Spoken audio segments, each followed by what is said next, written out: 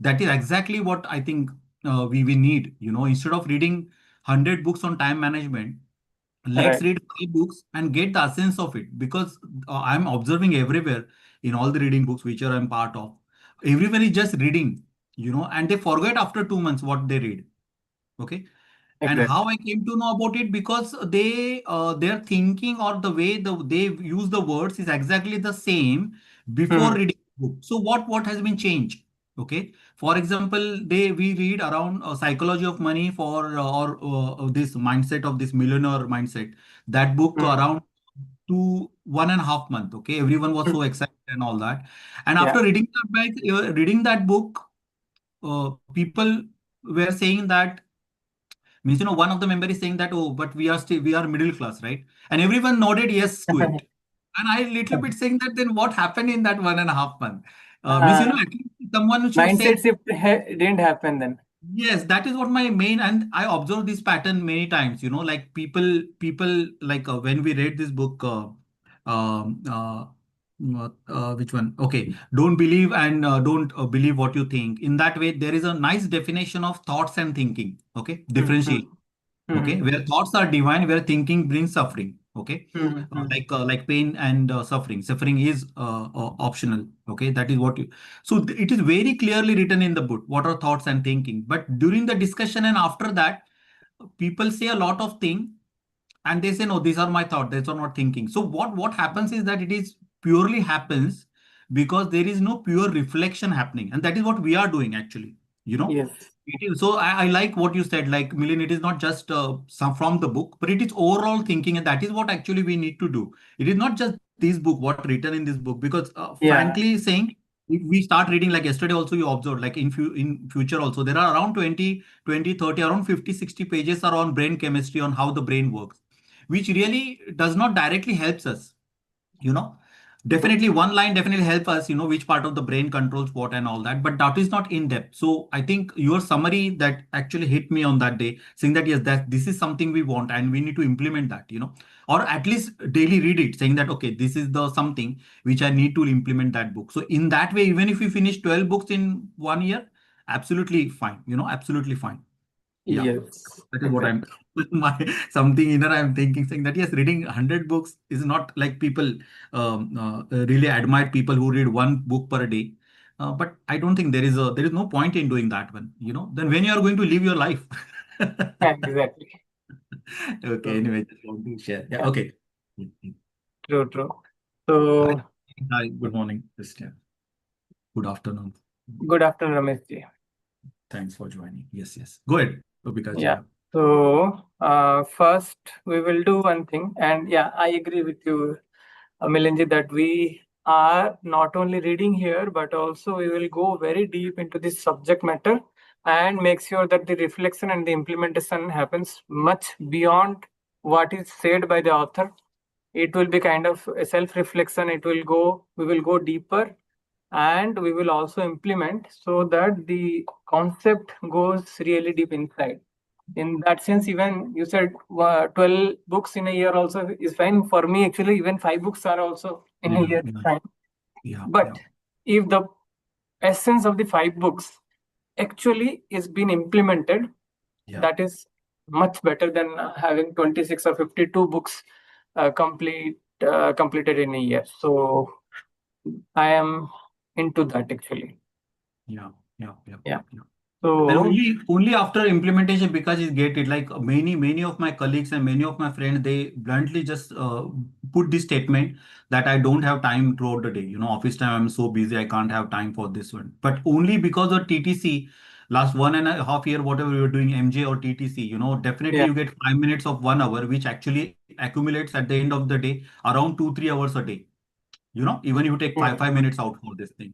So that yes, means, yes, it is this is the practical, that is something you get at the end of the doing it, after one yeah, and 2 months, saying that yes, actually it is not true statement that I'm busy throughout the day. There are five minutes which accumulates to hours. Yeah. very This is implementation part, you're right. Yeah. Yeah. yes, Yeah, go ahead, sorry. yeah. So so I will first give a insight. Okay, today we'll be having little longer session Yeah. because we started little late today, so we Yeah, can fine. go little crossing 2 p.m. is okay. I think both of you, for both Yeah, of yeah, you, Yeah. it's okay, I'm right? okay. Morning time, Yeah, I'm yeah. okay. Oh, yeah. Oh, great. So Only on first, Wednesday, only on Wednesday because I have 9:30 meeting. Otherwise, other days morning time is all okay. Means even if yeah, it get extended, means you run as per your schedule, no problem. okay. So I'm first reading the summary, okay?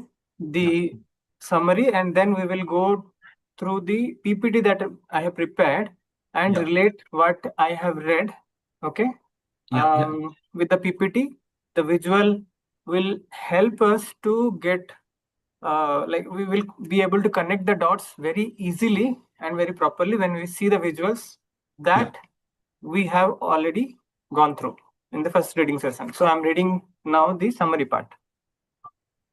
So the session 1 is about the subtle faculty and the pigeon generation. So it says deep. Our journey begins not in a laboratory, but in a department store on Manhattan's Upper East Side.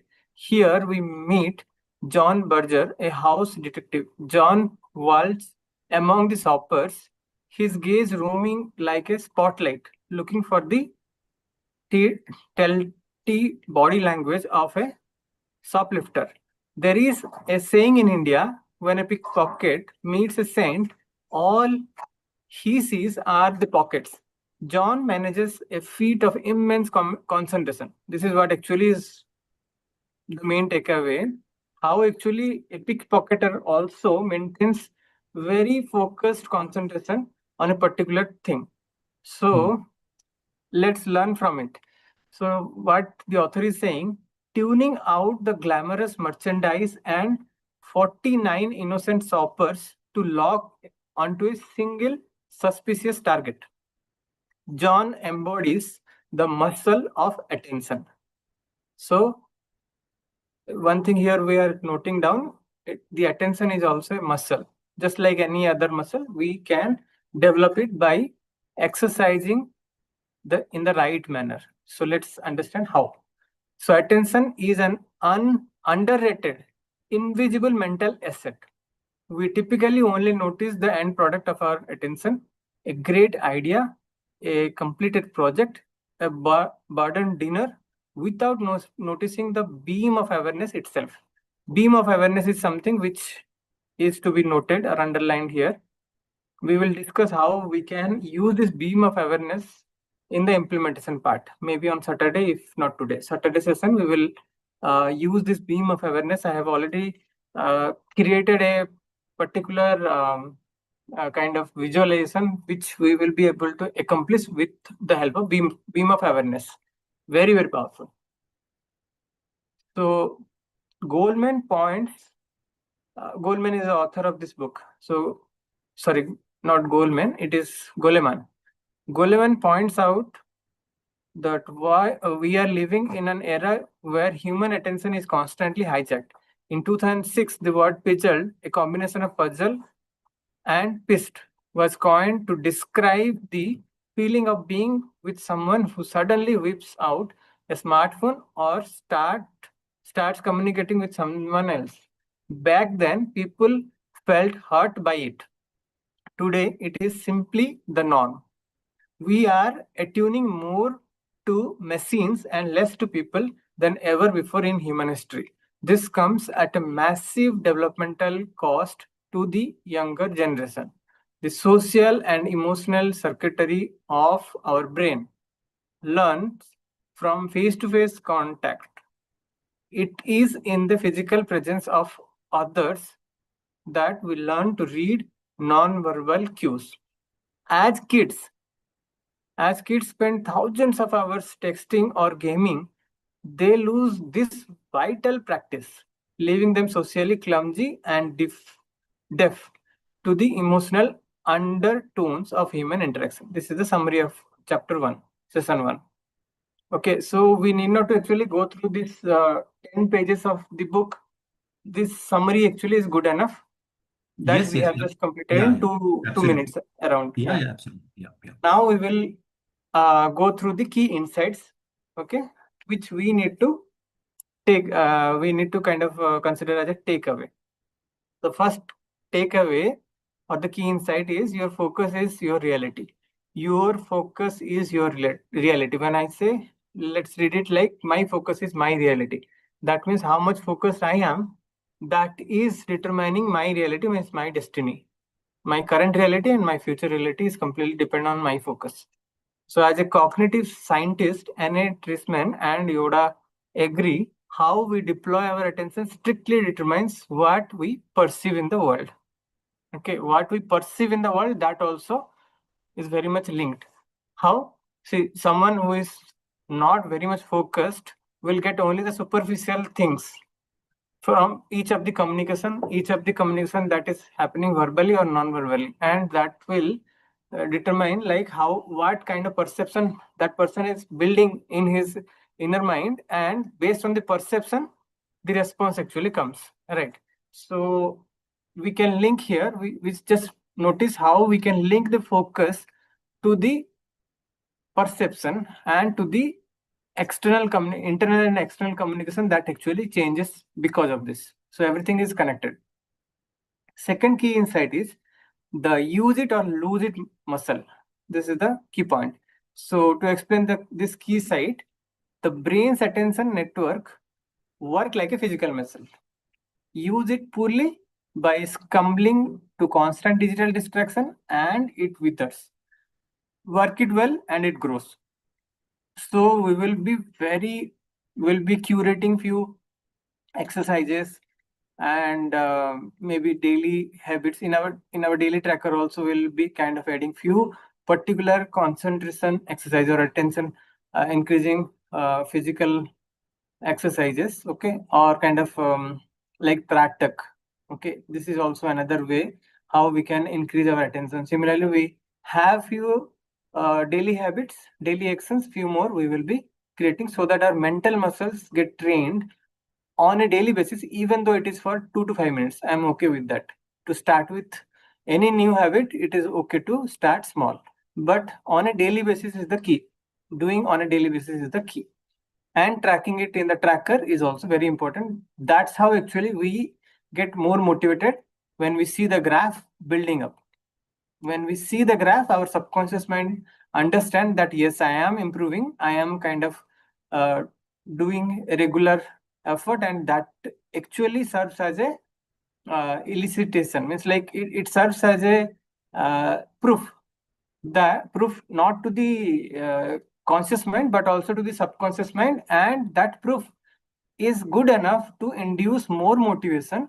That is called the self motivation that we are actually generating, which will be kind of getting generated in a compounded manner. So we do not need it to have the dependent on some other external motivation. This is good enough to continued motivation. So that's why I always kind of telling all our inner circle members to use the tracker to log at least one activity. Even though you are doing only one activity, it is good enough, but you will see the graph tracing out on a daily basis, and that will slowly, your brain will perceive that as a improvement, proof of improvement. Okay, now let's come to the discussion questions. Okay, discussion question, we have two discussion questions or reflective questions today. We need to think deeper on it. Think about the word pigeoned. When was the last time you felt this way? Or conversely, when did you realize you were the one doing it to someone else? Okay. And the second discussion point is Goldman argues that the social and emotional circuitry of our brain learns from face-to-face contact. Do you notice a difference in the social intuition of younger digital native generations compared to older generation? We can very well notice, right? Difference. The Gen Z and the older generation, how they Yes, actually yes. their focus is and how they are kind of interacting, or their communication way comparatively has been so degraded in the new generation, and what is the reason, that also we know. So Yeah. just to observe, why to observe this deeply? Because when we observe, we understand that what is right and what is wrong and what not to do. So what is the one action step that we need to do is track your away moments today. What is away moments? Every time you are in the presence of another human being, but choose to look at the screen, make a mental note of the connection you just bypassed. So here what we are actually targeting, we are not targeting to be completely away or completely getting rid of the digital interactions while we are interacting with the physical people. Directly, if we target to cut it to zero, it might be difficult. So instead of that, what action that we are planning is, at least we will bring the awareness that when we are in some interaction with our family or with our friend, or even to that extent, any kind of interaction that we are doing in a focused seminar or session like this, if we are getting diverted to any notification or screen interaction, then how our connection has been depleted and what kind of difference it is bringing. Okay, so that awareness is good enough for bringing us farther from doing the same thing again in the upcoming time. So that awareness is very simple exercise for today.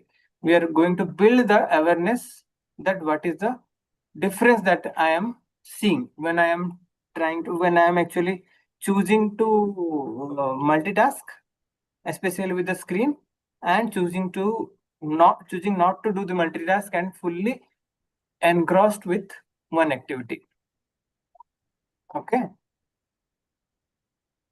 So now coming to the PPT. So in next 5 minutes, we'll try to cover the PPT.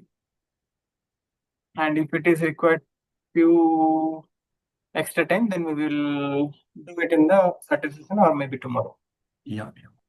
So the PPT is titled as the endangered human movement. So we are going to uncover the subtle faculty of attention. Very, very important. So if you see this picture, okay, the cognitive spotlight, what you see here. Imagine the story that we have just read. Okay, or maybe yesterday also we have read the same story, right? So Yes, this yes. is the same story. The author, what he has explained, is kind of depicted in a pictorial manner. So the person, the John Berger, right? Yeah. Having him in the departmental store and having his attention span very focused on a particular person at one point of time. Okay, so that is what actually it says. Then we have this slide which talks about the focus dictates reality. Focus dictates reality. Okay. So looks like I have meeting actually coming up and I need to drop. Sorry for that. No I will problem, be Bikaji. sharing. Be flexible. Don't worry about it. We will continue. As we just discussed. We'll continue the discussion. So if your We will meeting continue comes up, from we'll here. close. Yeah. Yeah. We'll continue this from tomorrow. Absolutely no problem. Yeah. Yeah. Very Okay. interesting. Very interesting. Nice slides. Yeah.